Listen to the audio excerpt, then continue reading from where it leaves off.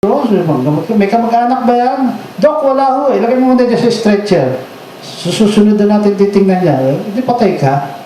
Pero ang tansya ko doon, nakahingi ng tawad sa Panginoong Jesus kasi kilala niya ang Panginoong Jesus.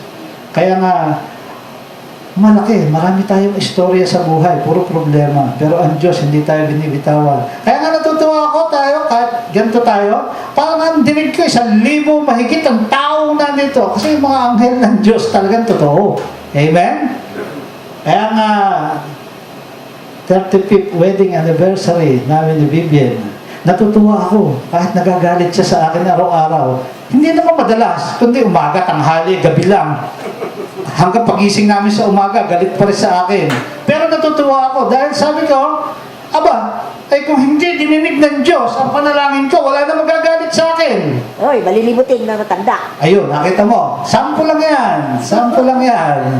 Nakalimutan na yan, kuryente, yung talan, itong pinto. Sample lang yan. Pero I love her very much. Matanda. Kaya nga, kahit tanungin ako ng judge, anong ginawa mo sa babaeng to? Minahal ko lang po yan. Sabi ng judge sa akin, okay na, magsama na uli ka. Di ba? Ganun lang naman eh. Pag ang love ay nawala, ang mawawala sa iyo ay napakalaki.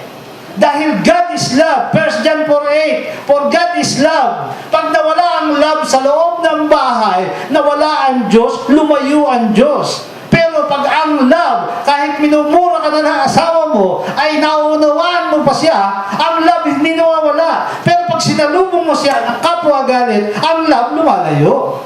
Kasi sino nagsurusur sa iyo? Ang diablo. Naalipusta ka na, sinusubsub na yung mukha mo dyan sa simento, hindi ka pa sumasagot sa asawa mo. Babae lang yan. Sampalin mo, tadya ka mo. Pero salamat sa Diyos dahil sa pag-ibig. Ang pag-ibig ay buhay. Kaya nga nakikita natin si Vivian, siya ay buhay. At tayong lahat ay buhay.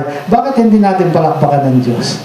Hallelujah. Happy anniversary. In Jesus' name. Amen. Hallelujah.